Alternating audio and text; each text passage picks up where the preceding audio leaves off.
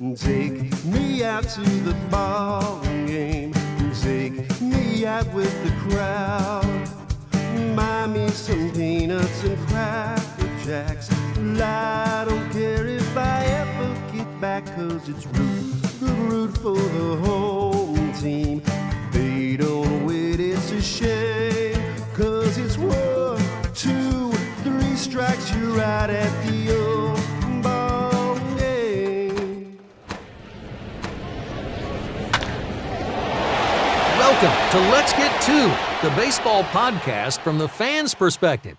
Now here's your host, James Christopher. And welcome to Let's Get To. I'm your host, James Christopher, and thanks for joining us. And we've got a pretty full episode today that's very minor league baseball and collegiate summer league focused. And I thought it was a good opportunity to restate kind of the purpose of the show and also why I'm proud to at least tangentially be a part of the level of baseball that we've really decided to focus to. Look, we love the major leagues. My love of the Astros is pretty complete. It's one of the things I love the most on this planet. And, you know, we definitely dedicate a lot of work talking about Major League Baseball. But one of the things about this show had always been I wanted to focus on the minor leagues, independent and collegiate summer league, because there's a lot of great baseball happening that not everybody knows about. And when we started this, we clearly didn't know that, you know, a year and a half after starting the show, we would have a pandemic, and that a year and a half after starting the show, we would be faced with seeing a lot of those minor league teams on the brink of being taken away. And it's kind of something that has happened, and we are pivoting with it as best as everybody can and taking it as an opportunity to hopefully make people aware that these things exist. No more than any time in the memory that I have as someone who was alive. You know, 9/11 maybe is the only other time when you saw really how important sports are to our culture. And they are. And we really do need baseball now more than ever. And why? Why? It's a kid's game. But here's the thing. You know, we're so surrounded and pummeled by news. We're so surrounded by negativity. And, you know, I joke that we now know which of our neighbors are racist or not, you know, like all of those things. And look, it's good that we can be informed. It's good that we have the ability now to know about a lot of things that are happening outside of our own backyards, and we can be a positive force for change in those things. However, we're humans who need breaks, and you need to be able to take time away from constant stimulation that requires so much attention. And that's what sports can do. And that's what baseball had a chance to do. And that's what Major League Baseball had a chance to do. And they didn't do it. And, you know, I'm sitting here recording on a Monday morning before I release the episode, and we still have no new information about whether or not there'll be a baseball season or not. I mean, yeah, there's some new minor information, like, you know, we'll add a game here, take a game there. But at the end of the day, what do we have of substance? What do we know of substance? We don't, nothing. But you look at these small communities. You look at Bismarck, North Dakota, we'll hear a lot from in this episode. Normal, Illinois, we're all being about, well, the 4th of July weekend. Round Rock, Texas. Frisco, Texas. San Antonio, Texas. These are all teams that are not major league communities who have, in the case of the collegiate summer league teams, pivoted to taking some of the talent already in their league that can't play and making leagues, to the teams like I mentioned, like San Antonio, Round Rock, and Frisco, who are affiliated minor league towns who have said, our fans need baseball, our community needs baseball, and we are going to do whatever we can do to make that happen, regardless of the help of the Major League Baseball parent clubs. They deserve your loyalty and fandom because they're doing for us what Major League Baseball so far has been unable or unwilling to do. And so hopefully some of you will get outside, knowing that they're going to be socially distanced, that they're encouraging masks, all the things that we need to be responsible and still get to have some degree of leisure and enjoyment. I hope that you'll get out and experience those clubs now. But more importantly, when we're all back to normal and we're able to travel and everything's open, you don't forget these organizations that have been there for you. And that extends to the teams that aren't just finding ways to play baseball, but that also extends to the teams who have turned their parks into drive-in movie theaters, who have turned their parking lots into testing centers. Every time we turn around, a collegiate summer league, minor league, or independent league team is finding a way to be there for you. We need to remember them when we're back to normal, and we need to be there for them. But we do have a full show for you today. First, I'm wearing my Amarillo Sod Poodles Texas League Championship t-shirt to celebrate the Sod Poodles, their big win last year. And we're going to be talking to them today about them joining the Texas Collegiate League. Jeremy Wolf from More Than Baseball is here to talk about what you can do to help minor league baseball players as they advocate for better pay, better situations, a more equitable situation for them to be playing baseball and working in. And then we're going to ask Baseball Jason if he's been to heaven. And I don't think it was Iowa, but I bet it was Bismarck. Welcome to Let's Get to Unboxed. And welcome to Let's Get to Unboxed. We have got 3 excellent teams to look at. And the cool thing is that they are all from one city. That's right. We're going to look at the mini pod of Collegiate Summer League out of Bismarck, North Dakota. And our next segment, we're going to actually hear from one of our good friends of the show, Baseball Jason, who was actually at one of the games for, actually gets one whole weekend for the Bismarck mini pod. So let's jump into it. So I wanted to look at 3 of the brands that came up with for the Bismarck pod and also refer everybody back to our episode last week where we talked to the general manager of the Bismarck Larks who talks about this whole system and what went into putting it together. And again, we can't wait to get out there. So let's start with the traditional hat for the Bismarck Larks. But what's super cool is they also created 2 other brands. That way the baseball can keep going nonstop, where at least one team always has an off game. And so let's take a look at the other 2 brands. And the first one is a really cool look, one of the coolest ones in minor league baseball, I think, the Bismarck Bull Moose. The one I think that grabbed me the most, the one that I kind of liked the most, the one that I felt like you don't see a whole lot of in minor league baseball or collegiate summer league baseball was the Mandan Flickertails. Who doesn't love a nice, cool, kind of angry squirrel look in their baseball paraphernalia? So as I talked about before, one of the cool parts about ordering from teams, a lot of times the teams will throw something simple or extra into the box. Sometimes it's as simple as the bag from the gift shop. Sometimes it's stickers. I love what Bismarck threw into the box, especially knowing that I'm going to be up there in 3 weeks. And that was the officially branded Bismarck Larks face mask. So I'll make sure I bring this out with me to the game when I'm there. That way I can stay safe, you can stay safe, and we can all enjoy baseball. They also threw in a sticker, which I will affix to the front of the laptop. It'll go somewhere here at the end of the show. From the Bleachers, the Let's Get to Game of the Week. And so we are back on Let's Get To. We're excited to welcome Jason Hallmark. And Jason, I noticed that you're wearing a hat that we just unboxed. Go Bull Moose. I've been a big Bull Moose fan for a long time now. Ups and downs, all that stuff.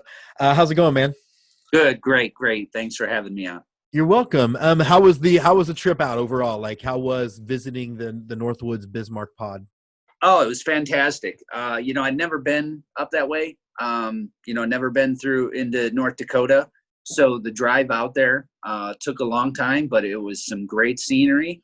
Got to Bismarck and, left home on Sunday morning and got into Bismarck Monday afternoon.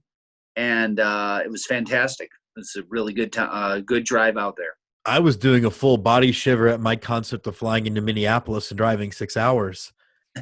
That's a commitment to baseball. You win the award for most committed to baseball. I think the first thing that's going to be on everybody's mind, particularly down in Texas, when we spoke to you a few weeks ago, we hadn't really seen our influx of the virus yet, and now we're kind of getting ours, as they say. So I think people down here, especially, are a little bit nervous about all of it. How did you feel safety-wise being out there? How did you feel like they had it handled? I felt fine. I guess through this whole thing, I maybe just my personal attitude towards the whole thing. I've never been too nervous about any of it. I just have faith that if I ever did get sick or something, things would work out for the best. But being there in the stadium, I was just really more focused on the gratitude that the people in Bismarck, the organization found a way to make live baseball happen. They had precautions in place. They were limiting how many it could be in attendance, the seating arrangements. The way they did it was they made it, the seating was every other row. So wherever you were sitting, you were guaranteed that nobody was directly behind you. No one was directly in front of you. There may be some people to the side of you. Most games, I still even had a couple of seats, between me and my neighbors. But they were very conscious about, spacing and doing, just taking precautions and, really providing us, a balanced thing. It's like, yeah, there's an important thing to be worried about, but at the same time, we need to live our lives, enjoy, and stuff, and finding a way to play baseball was just, I was just really, really feeling a lot of gratitude for the Bismarck organization there. So how was the in-game presentation, like compared to other minor league and collegiate summer league stuff? Was it the same fun? Was it the atmosphere? Were they bringing it? Yeah, I got to tell you, it was really, really, it was a fun time. And the interesting thing, the second day I was there, I walked up and some of the staffers were out in front, and they saw me and they're like, "Hey, would you like to, participate in a, in between inning little thing? We'll play charades." And I'm like, "Yeah, sure, cool." So I signed up, and they said, "All right, meet us down by the dugout, here and there and stuff." So while I was waiting, I started talking to one of the staffers, and I'd mentioned I was from Dayton, Ohio. And she's like, "Really? I've heard of the Dayton Dragons." Turns out she just graduated with a sports entertainment degree, and one of her case studies was the Dayton Dragons. Oh, cool. And she said, "We did a case study in college about the Dayton Dragons and how they do all the entertainment, at the half innings and all this stuff, and it's really a model and stuff." And it was interesting because as I was at these games, I kind of felt like, hey, this is very Dayton-esque. They're doing a lot of games and interesting things in every half inning, and they're, really the personality, and they have like an on-field like host, and everything, and really bringing the fan experience up. It's not just a baseball game. It's, there's stuff going on in between, and they really did a great job. It was fun. There were games, the promotions, just stuff keeping people very interested. I really had to take my hat out to them. Well, one of the cool things, I was actually able to watch with you because they did put the first 3 games up on their app, and mm-hmm. I felt like from where I was watching, I felt like it was good ball players, good baseball that maybe just had to knock the rust off a little bit because they hadn't played in months, right? So what was your impression from there? Yeah, so I've never been to an independent, or the collegiate level. So this was a new experience for me because, I've been to the major league games. I've been to all levels of the minors, from the short season, A-ball up through AAA. So when I got there the first night, I didn't know quite what to expect. And so these were a lot of collegiate players. The first day, first game or two I was wondering to myself, I found myself wondering, well, is this just the fact that, it's another level, below the minors, they're still, younger guys still honing their craft, or is it just the fact that they're rusty? Because there was, a lot of the play wasn't exactly like sharp and perfect, and there was stuff, and everything. And I figured, after a while, I figured it's probably a combination of both. They're probably, people have, they're probably not in the swing of things, for playing and having, their collegiate season and on into this. So there's probably some rustiness. It made it very interesting because there was a lot of drama, right. that first night, it was a back and forth thing. And, one team was up, then the other was in, because, you never knew what was going to happen. And the game finished in dramatic fashion. So, hey, whether they're rusty or not, it was fun. It was, had us on the edge of our seats, and I was loving every minute of it. All in all, then, I mean, are you going to look like this season? You looking for more collegiate stuff? Or are you going to? Yeah, absolutely. Yeah. So I think I'm going to make, and I'm just trying to, figure out my schedule, but I want to go south to the Coastal Plains League. I kind of have my eye on the Savannah Bananas and the Macon Bacon. I got to love those names. And my goddaughter, her name is Savannah. And before I even knew there was a team, I kind of, would call her Savannah Banana. And then turns out there's a baseball team. Named after her. Yeah, exactly. And then I got new while I was in Bismarck. A friend of mine texted me and said, "Hey, Michigan is the Northwood Leagues. The teams that are there are going to open up, and there's going to be 2 little pods, and that's a little closer to home." So I'm thinking Traverse City is on the agenda, and maybe Michigan. So, maybe some more Northwoods leagues, and, hopefully I'm keeping my eye out for, where these are. But you need to fly down to Round Rock, and we'll go to a Harryman game. Absolutely. It's funny because when I was there the third night after talking, and I really kind of hit it, the staffers in Bismarck were like, "You came from where? How far is that?" Like they don't know how it was 1,100 miles one way. And they're like, and then they asked me if they would, they wanted to write me up and put me in their program. And I said, yeah, I guess that kind of crazy. You just got to document, Yeah. So I think I'm coming farther. Hey. You know what? Forget it. Jason, thanks so much for jumping on, man. We will touch back up with you after your travels. I know me personally, I'm going to be going to Normal, Illinois for the Colonels League. Which is old Prospect League teams that they didn't go. So I'll be there 4th of July, and then I'll be in Bismarck and then Macon, Georgia, and on the 18th of July, and then all around Texas. So it should be fun, man. Fantastic. I look forward to hearing your reports on them. Who's on first? The Let's Get To Team of the Week. Brought to you by Zoomer Sport. So we're excited to welcome to our Team of the Week, be honest, one of my favorite teams in baseball altogether, and we are joined by the general manager of the Amarillo Sod Poodles, Tony Esnor. Tony, how's it going? James, it's great. It's great to be talking baseball again, when we can actually do something and have something to sink our teeth into, and that's getting the game of baseball going here at Hodgetown. I'm an Astros fan. I've been waiting to talk baseball since about October 31st, so I agree. I do want to, before we jump into 2020 and how you guys have pivoted so well, I got to congratulate you on a couple of things. One, don't remember we had you on the show way back last year before the season started. My wife and I drove up to Amarillo from Austin last season. We did 2 games. Had an absolute blast. And one of the things I want to congratulate you on is we went to a lot of first-year stadiums, and all the tours said, yeah, but next year this will be, and next year that'll be. You guys were ready to roll, and it was beautiful and awesome. So congrats.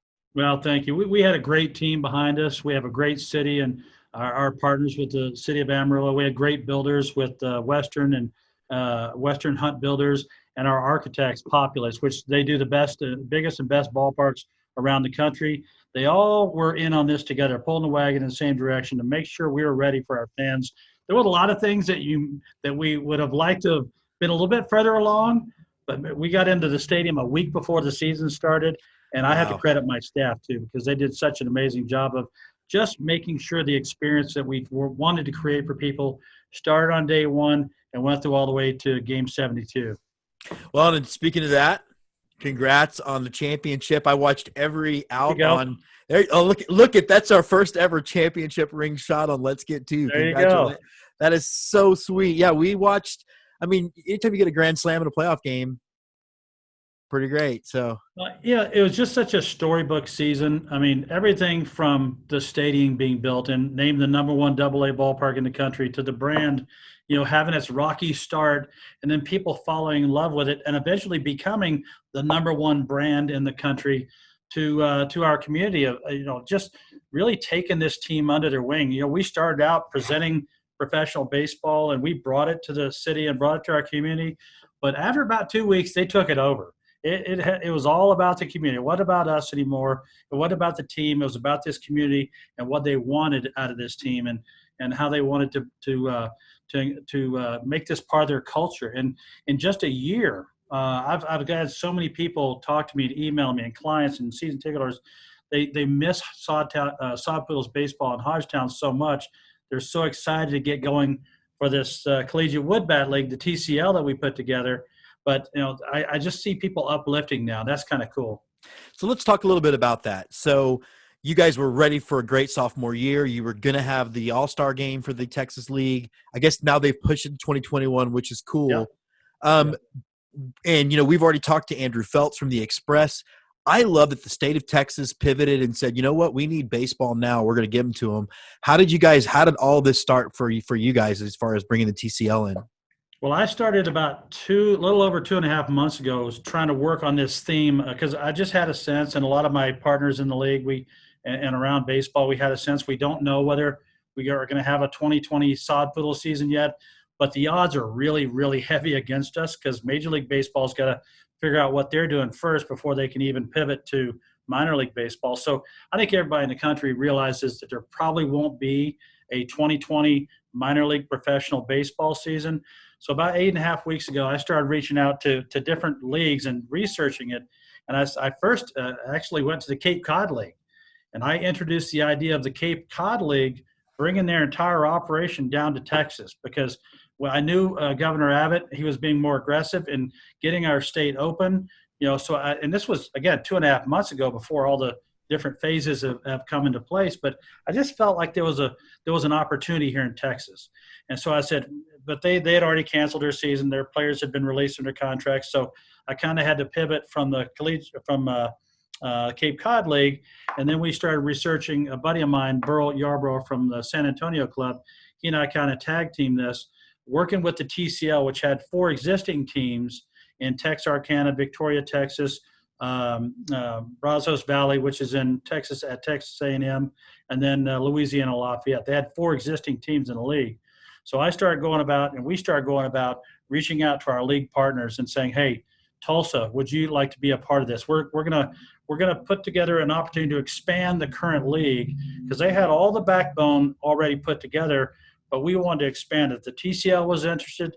We started talking to Tulsa, to obviously San Antonio, Amarillo, Frisco, and then Round Rock came in at the last minute, really the couple days before we were ready to announce. Wow. And since there were 9 teams in total, so the 4 pre-existing and then the 5 teams we brought in, I volunteered to take on 2 teams in Amarillo because I love the idea of, each team in our league has a 30-game schedule. So they have a 15-game home schedule and a 15-game road schedule.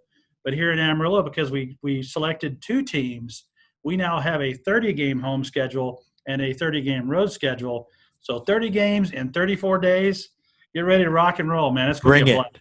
Bring it. So you guys are going to run 2 squads. And, for those out there that aren't familiar with collegiate wood bat, it's a great opportunity, particularly with most of these players losing their previous season. Hopefully we'll have a more normal draft length next year. The 5 rounds is ridiculous in my opinion. Right. So now you're giving them an opportunity. Does that part of it play into you, the fact that we're actually helping players and beyond helping the citizens of Amarillo get distracted from this a little bit? Yeah, I mean, to me, this thing had really 3 phases to it, 3 reasons why we wanted to do it. The first one was creating an environment for our fans, to be able to keep that momentum going, to really open up Amarillo and open up other cities in Texas that, we kind of been waiting, but, I think the way these the ballparks, our minor league ballparks operate, they all do it really well. The folks at Round Rock, San Antonio, Houston, Frisco, Tulsa, ourselves, and then all the pre-existing teams, they all do it well. But we know that being outdoors is one of the safest places. So we just want to give people that uplifting kind of let's not lose the 2020 summer.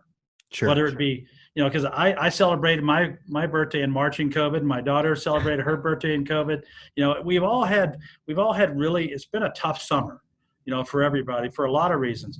But we want to be able to provide that uplifting moment, and opening up a baseball season is just that moment to do that. Secondly, and selfishly, our last major event day was September 19th of last year. So without a minor league baseball season, we stood a very real chance of going 18 months without generating revenue. Right. And just like the rest of the teams around the country, we were completely ready. When this thing shut down in March, we had all of our giveaways. We had already ordered all of our merchandise, all of our food products and everything else, our supplies for the stadium. So all the expenditures are there. But if you don't figure out a way to generate some revenue, you don't have to be a Wharton School of Business major to figure out that's not a good scenario, right? No, you don't. So selfishly, and then the third leg of this thing was, we knew that these players, I through my research, I'd found out that all the major collegiate wood bat leagues around the country, the Alaska League, the Coastal Plain Leagues is one.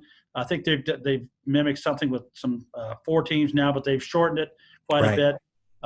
The Cape Cod League, the California, all shut down. So we knew that there were a lot of players out there that weren't going to get a chance to continue their career and play.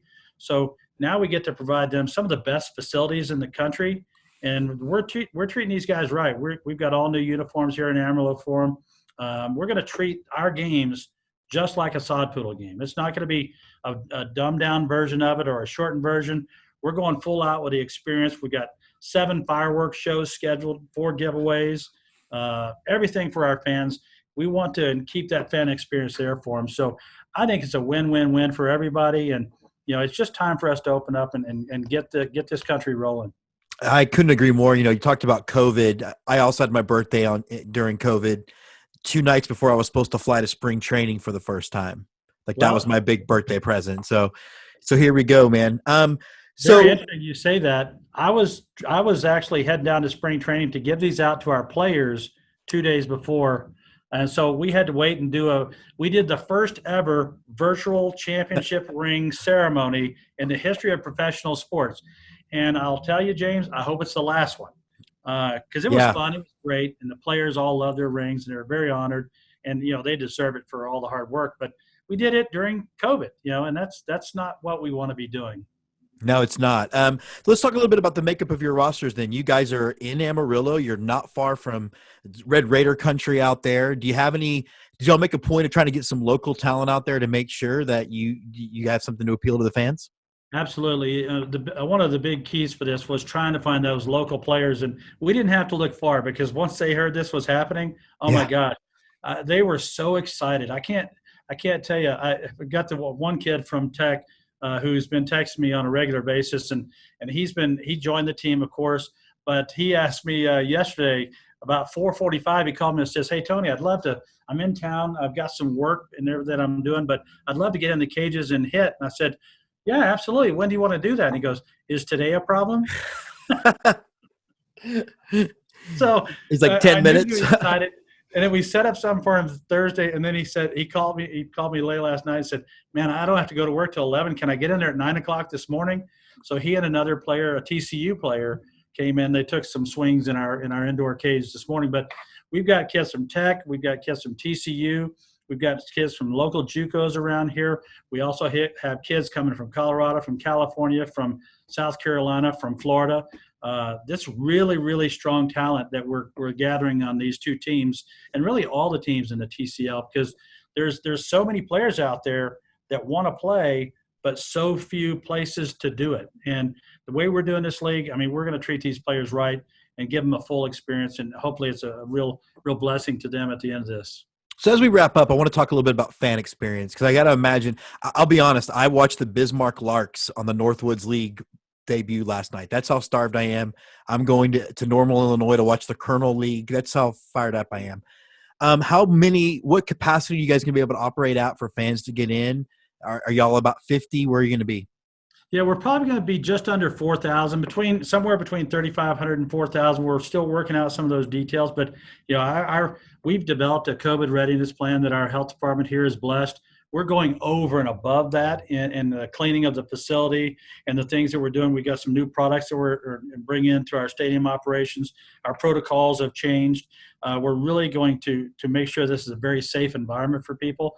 But, I think with what we're doing and the amount of people we're going to put in the ballpark, you're talking close to 4,000 people. The experience is going to be second. And I'll be honest with you, if you came to our games last year, you got to experience what that's like. Oh, it's packed. It's crazy, man. Our fans are rabid. They support local. They support these players, and they fell in love with our players last year. And I know the stories that we're going to be getting out on these college players. We're gonna shine the light on these college players too. You'll see it on all of our social media. Sod Poodle social media will be dedicated to the TCL and our Sod Squad and Sod Dog players and everything we do. So you'll get to know these kids, but I know that our community is going to come out strong and support these guys. On deck, the Let's Get To interview of the week, brought to you by Fine Line Sportswear. So we are excited to welcome Jeremy Wolf from the organization More Than Baseball to talk a little bit about what's been going on with baseball and in reality with our minor leaguers. Jeremy, how's it going, man? I'm good, man. I'm good. Thanks for having me. Absolutely. So before we dive into it, tell me a little about your history with baseball, fandom, playing, all that fun stuff. I grew up in Scottsdale, Arizona. I was here actually before the D-backs became a team. So every person in Arizona is pretty much a transplant from somewhere else. So my father grew up a diehard Mets fan. He's from Manhattan. And so he's like, I want you to be miserable too. So here's the Mets, Rangers, Knicks, Jets.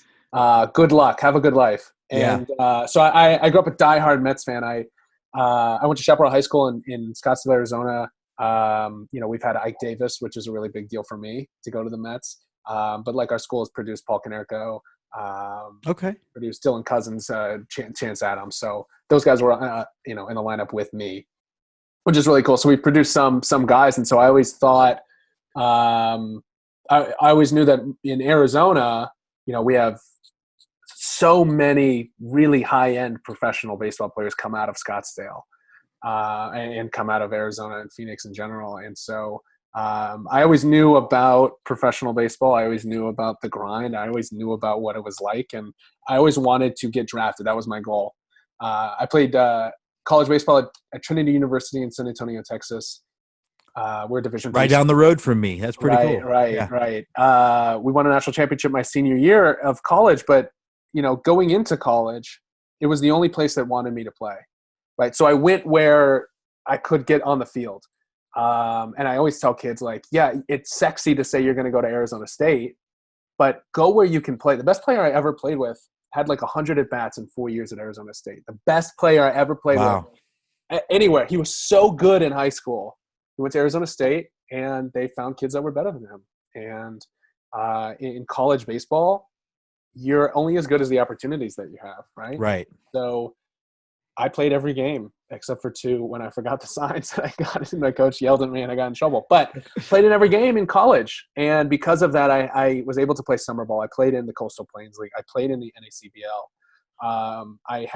I played well, and scouts knew who I was, and I was a left-handed hitting outfielder, and that was it. Because I went to Trinity, I had all these opportunities. Sure. And so growing up, I knew that my path in baseball was going to be different than someone else's. And I know that's the same way for every single player. And so when I got drafted by the Mets in the 31st round in 2016, it was a dream come true to get drafted by the Mets, to play for the Mets, to wear the uniform, to be in the same clubhouse as Lucas Duda and my favorite player ever, David Wright, and Dominic Smith was coming up, and Pete Alonso. I was there when Tim Tebow was there. Some would say he took my spot, but if we want to get into that later, we can. Sure. And when I got to the Mets, I knew that there was no support system for me as a player. There's teammates, but those teammates are going to take your spot, or they want you to fail because they're going to move up if you play poorly. There's coaches who are only there to move up levels. And so, yes, they want you to play well, but they also want the other guys to play well too. He's not going to give you more time than anybody else. If he doesn't like you, then good luck. It's a bunch of politics when it comes to coaches. The equipment, I had to pay for my own equipment. At higher levels, you have to pay for your own housing. And a lot of the times we weren't fed after games. So the environment itself is not conducive to the development that I needed as a professional baseball player. I was eating poor food. I was sleeping poorly because I didn't have a good bed. A lot of kids I played with slept on air mattresses because they couldn't afford a real mattress because they were spending all their money on trying to get a place to live and also the food they had to buy, plus the equipment. Plus, I knew that I needed help with my mental health, and I couldn't justify speaking about the things I was going through to an employee of the New York Mets who happened to be a mental skills coach because I was afraid that there would be retribution on any side. So the trust isn't there. So the environment of minor league baseball itself is really difficult, right? Less than 10% of us ever make it to the big leagues. So when I got injured at the end of my season in Brooklyn in 2017, I had a herniated disc. I had surgery like 2 weeks later. From the time I got hurt to the time I had surgery was just a can I curse? Absolutely, yeah. Just a clusterfuck. How am I going to get to the doctor? Who's going to pay for that? The insurance company. There was nobody giving me answers. I was on my own pretty much with 11 millimeters of a disc out of my back, right? I think it actually slipped out even more than that during the process, right? Right. Then getting the surgery, they put me up in a hotel room. And then there were problems getting me to the hospital to do my surgery. And then I was released. I was sent home after that, and I was released before I could walk yet to pick up my phone to get that phone call. Then there was nothing for me after that. Now, granted, I love my time in professional baseball. It's amazing. I'm thankful for the opportunity. But there's so many things I saw in professional baseball. I'm not the only story of something like this where I knew that there needed to be something there to support players while they're playing and then when they're done. There was nothing helping me find a job, help me with a resume, help me capitalize on the fact that I was a minor league baseball player and not it be a detriment because now I'm 4 years out of college, or for some guys 6 or 10 years out of college with nothing on their resume to show for it. Right. And so because we make between $3,000 and $10,000 a year, because we have to work basically 12 months a year to stay in shape, because we're not making much money, more than baseball, before us, there was nothing to support players. Okay, so I want to start, and I do want to talk about the Tim Tebow things. I think that's part of it, but the thing that I don't find logical about any of this, and maybe you can help me understand the perspective of the 30 Major League Baseball teams. I know that there's this romanticized story of you guys, you're scrappy, you're doing your best to make your dream happen. But at the end of the day, why aren't the Mets invested in you to making sure you are getting enough sleep, eating right? Because they're supposedly invested in you eventually becoming a New York Met. Like, I don't understand how they can draft someone, sign someone, and then just leave them to these devices, not caring that for all they know, they passed up on a perennial all-star by not making sure you're taking care of it at the beginning. I think it's company culture a lot of times. And it's not just the Mets, right? The Mets are one of 30 cases where each team can do more. Some do more than others. The relationships I have with the Mets are still to this day incredibly strong. And, and more than baseball is not designed to say, well, these teams aren't doing enough. Major League Baseball, you need to do enough. You need to do this, A, B, C, and D to make these players better. No, it's like, what can we do as former and current players to go in and build a community around this, right? If these players are happy and protected and supported, they're going to perform better at their job. That's our job, is to show that research that we've seen in other industries really does relate. If they have a roof over their heads and they're happy and they're eating well and they can recover better, they're going to perform better at their job. And so when I look at other teams, I know, the Rays, my partner Simon Rosenblum Larson is a pitcher with the Rays. He goes, nutrition of the utmost with the Rays. They do a really good job with nutrition, but they don't do a good job with mental health coaching. Sure. So instead of asking for more mental health coaching for the players, which is internal, which we know isn't conducive to finding results, bring in more than baseball and we can assist you with that. We already have everything in place. We just need more players to do it with. We'll do it without you.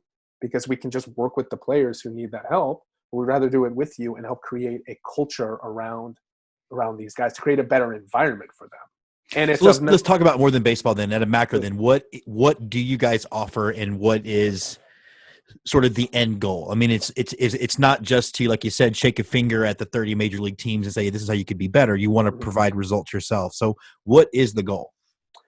To provide affordable housing, food, equipment, to provide career services, financial guidance, mental health coaching, nutrition coaching, career transitioning.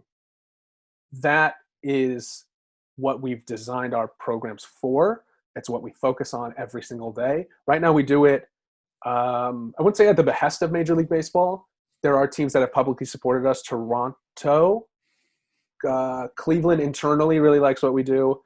St. Louis and the Adam Wainwright donation was a really huge catalyst for us to kind of push us in the national light. We were designed to make sure that guys had a community. We weren't designed to give money to players. That's never anything we wanted to do. But because of COVID, because the season was being canceled, we knew that major leaguers wanted to help. They had no reason to help because they had to look out for their own, right? When Adam Wainwright went to the Players Association, was like, I want to give money to my minor leaguers. Is there anywhere I can do it? And they said, go to More Than Baseball, right? That's really big for us. Sure. Right? There's no other organization that can do this type of work, that does this type of work. And so for him to say, I'm going to give $250,000 to this organization that I didn't hear about a week before, we had tweeted at him, like, sure, I tried to get to him for a very long time. But to have him support his players through us is the first of many exchanges we're going to have, was the first of many exchanges we're going to have from prominent big leaguers to the rest of Major League Baseball or their minor leaguers. Daniel Murphy gave $100,000 to the league-wide player grant program. The Washington Nationals are giving money to their minor leaguers. The Rockies. I think that was Doolittle, right? Sean Doolittle. Yeah, Sean Doolittle. So our job is to be in this space to support the growth of these players, but also we always say this, like, if you love baseball, you love us. There's nothing we do that makes people mad, right? Some people used to go, hey, they're professional baseball players, like they should shut up and dribble. But I haven't heard that in about a year now because people are starting to see what it's actually like to be in this environment. The thing what I loved about the organization is I think it's taken a direct approach to the fact that in many ways, minor league baseball players, they're the foundation of the game. And I don't just mean like the future of the Rays is in there, but that is where fans experience the game for the first time. I don't think people flip on to baseball tonight and fall in love with baseball. They fall in love at a game. When you see what looks like, if we put a tinfoil hat on, Manfred using COVID, using all of this stuff as a way to eliminate that 1,000 jobs or whatever. I mean, as a former player who has had interactions with Major League Baseball that weren't always positive, what is your first gut reaction when you hear about this stuff, about the contraction? It hurts. As a fan of baseball, to know that there won't be any more professional baseball in these 42 towns that I played in: Elizabethton, Tennessee, Johnson City, Tennessee. I played in Kingsport, Iowa. The Burlington Cubs are going away. The Burlington Bees are going away. Burlington Bees. I know Binghamton Rumble Ponies, which is a Mets affiliate. Yeah, so Brooklyn is the short season. The New York Penn League is going to be cut. So, teams in that league are no longer. Short season is gone. Now Brooklyn's going to be AA, and now Binghamton loses their team. The city of Binghamton just put millions of dollars into their stadium, and the New York Mets just pulled their AA affiliate to Brooklyn. So the dominoes are starting to fall, and you're seeing that where teams had to cut players because there's no more short season. Major League Baseball had to cut the draft 5 rounds this year and 20 rounds for the foreseeable future because there's going to be less players coming into baseball, right? Less players means less opportunity. Less opportunity means there are going to be less Kevin Kiermaiers, who was the 31st round pick, less John Smoltz's, less Orlando Hudson's, late round guys who just were overlooked and proved themselves at the right time to then get to the major leagues. So now it's becoming it's a smaller pool to choose from. Division III guys like me are going to have even less of an opportunity to make it to professional baseball.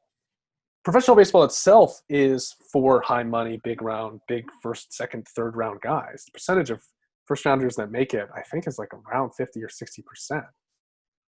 From the second to the 10th round, it's a majority of the guys that make it. It's from the 10th to the 40th round where a little bit more focus in their nutrition and performance and development and recovery, you're going to have guys that can change the face of an organization like that. A good friend of mine on Team Israel for the Olympics with Danny Valencia, he was a 19th round pick. He was a really good big leaguer for 8-9 years. He was a 19th round pick because he played well at the right time. I don't think he got a big signing bonus, but he played in Miami. He was a good player, just might have had a bad junior year or senior year. So, like, there are big leaguers that make an impact at the major league level who are 13th, 14th, 15th, 20th, 40th round picks. And we're trying to make sure that those guys that they do have can have more focus, in that, can have, more time to develop, have even more resources at their disposal to use to make them better players. I can only speak for the Mets and my experience there, but there are a lot of players that we speak to on a daily basis that are like, my team just doesn't provide this for me. So, like, thank you for this. Thank you for this discount on equipment. Like, it's really simple stuff like that where if he can focus his time more on playing better and focusing on his body instead of driving for Uber after spring. I've seen guys drive for Uber after spring training days. There was a guy who hit a home run in spring training who took people home who were at the game because he needed to make some money. Yeah. So, I don't mean to laugh. I mean, it's sort of funny that he's sweaty. He's like, hey, we're going to head out. But here's the thing. For us, we don't ever argue like other organizations are doing to pay them more. Yes, we know that would solve the problem, paying them more. Yes, that is part of the problem, right? But there are so many things that we can do that are even better than that are even more effective than that to creating talent and helping these guys.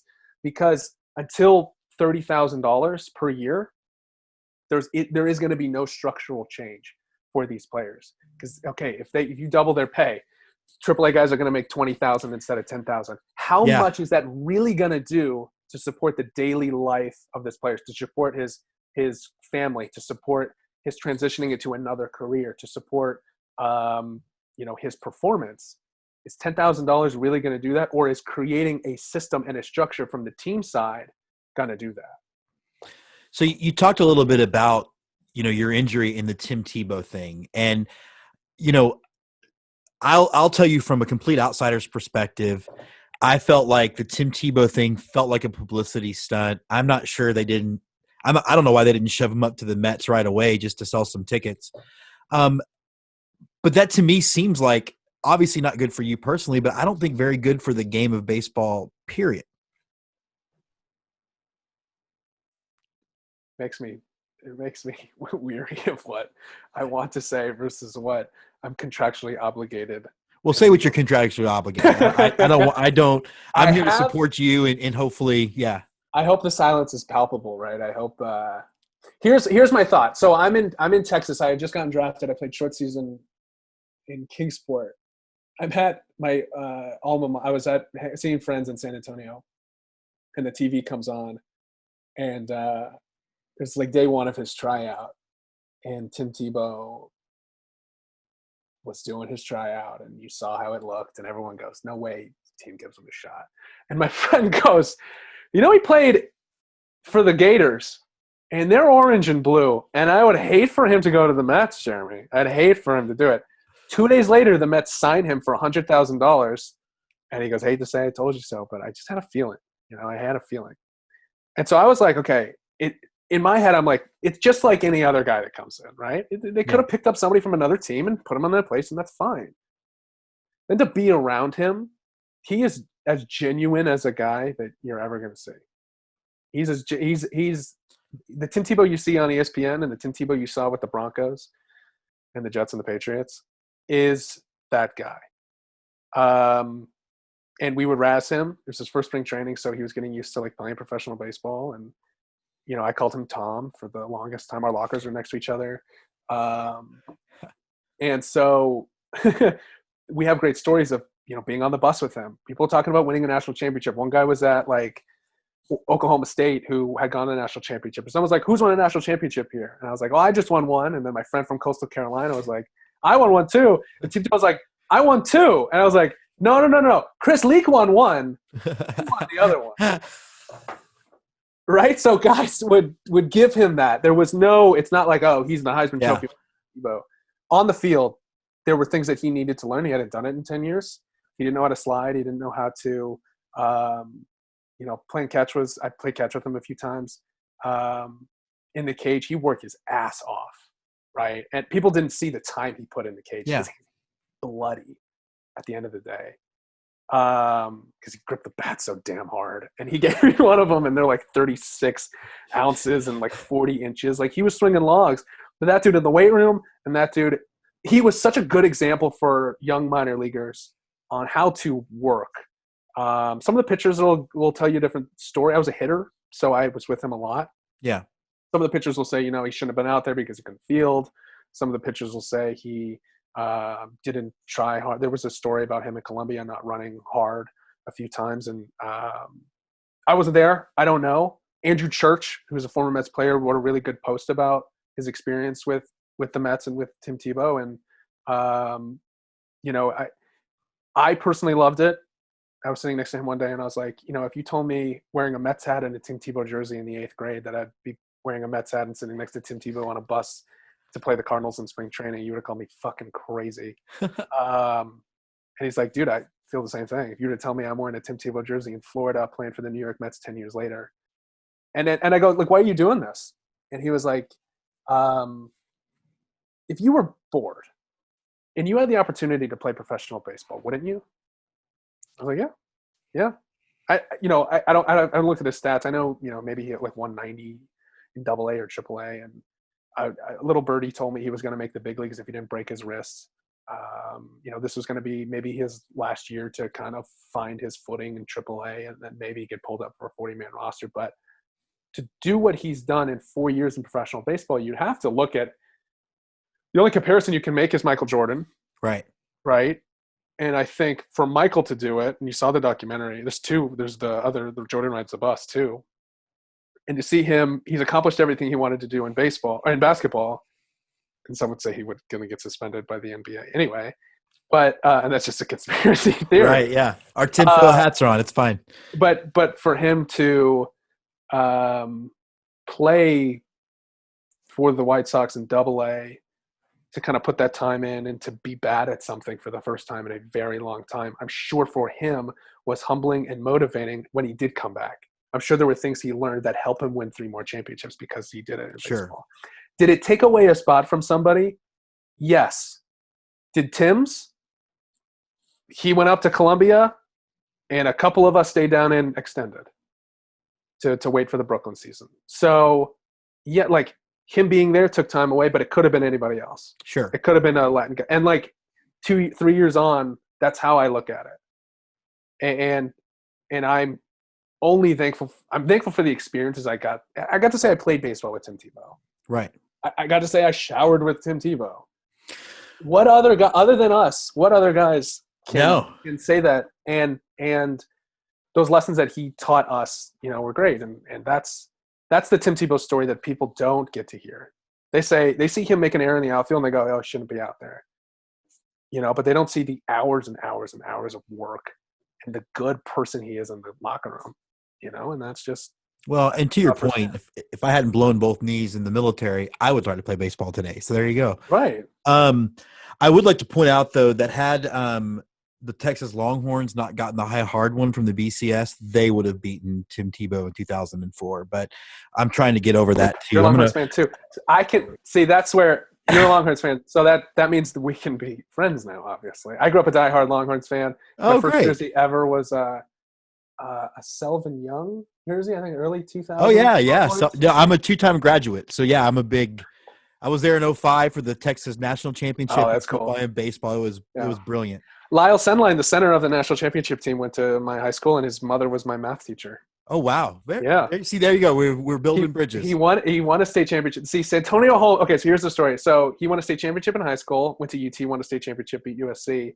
Was in a Super Bowl against Santonio Holmes on the Steelers, who won a high school state championship, a college national championship, and then he won the Super Bowl. Lyle would have been the only other player ever. So it's him, to be the 3-time. Yeah, that would have been yeah. That's pretty cool.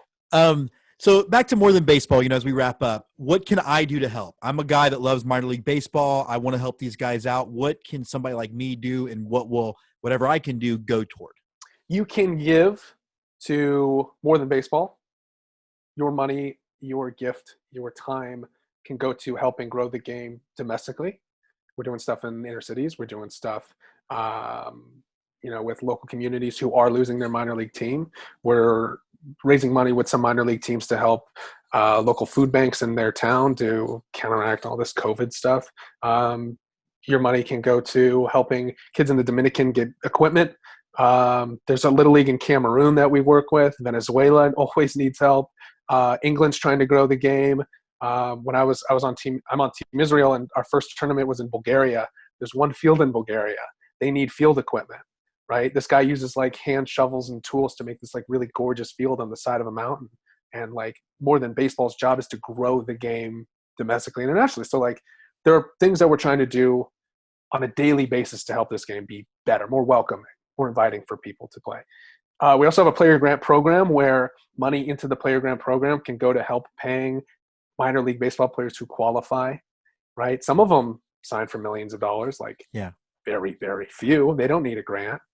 But the guys who signed for $10,000 who were supposed to have a season this year, who can't afford rent, can't afford to help their child, who can't afford to help their family right now, who are only getting $400 a week from their major league team. Some players couldn't anymore because they got released, right? Close to 1,000 players aren't getting that payment anymore. And then after September, there will be no more payment for Major League Baseball until after spring training, because minor leaguers aren't paid for spring training, right? So a gift to the player grant program will help get a kid food, right? It'll be part of his grant, and it's based on 3 priorities: high, medium, and low. And I'm really, really proud of the impact that we have. Nothing in minor league baseball happens without us. And you can't tell the story of minor league baseball without us anymore.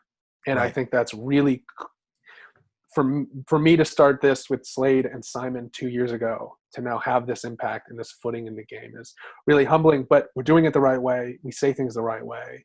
We just love baseball and we want it to be a better place. So your time, you can do an event, you can help raise money for your community, you can help a minor leaguer with Mike Rivers and adopt a minor leaguer, you can adopt a minor leaguer, right? We've had, I think, close to 600 or 700 guys have been adopted by families nationwide right now. If you're in a minor league town, you can be a host family. Like, we're bringing the power back to the people, and we're giving families and people the autonomy to know that they helped some guy, maybe a Dominican kid, maybe some kid who was a 31st round pick, have a better life.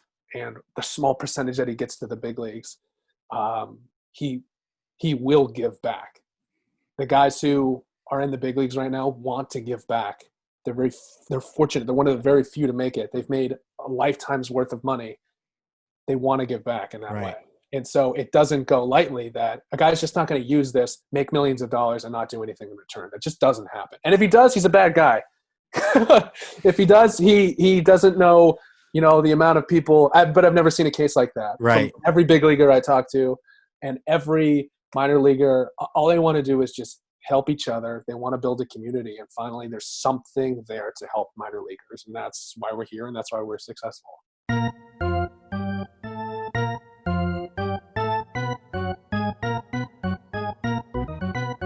And now, on to close it out, the right-hander from Houston, Texas, James Christopher.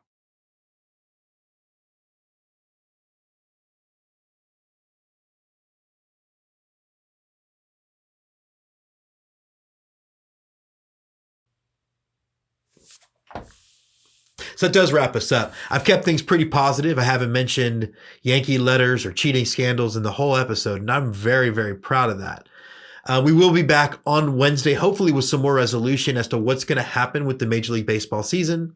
Hopefully we'll find out that we're going to get some semblance of some games, or at this point, them just saying, no, we're not playing. Because like I said before, the will they, won't they thing, it isn't working for me. You are not Ross and Rachel. This is not as entertaining as you think it is. So please, either shit or get off the pot. Play baseball or don't. And whether you do or don't, I know that I'm going to be hanging out in Round Rock, and I'm going to be going to Normal, Illinois. I'll be going to Bismarck. I'm going to be going to Frisco. I'm going to Macon, Georgia, and I'm going to be going to Sugar Land. And I'm going to watch some people that actually seem like they want to play baseball. So that does wrap us up for this episode. Have a great work week. And until next time, let's get to.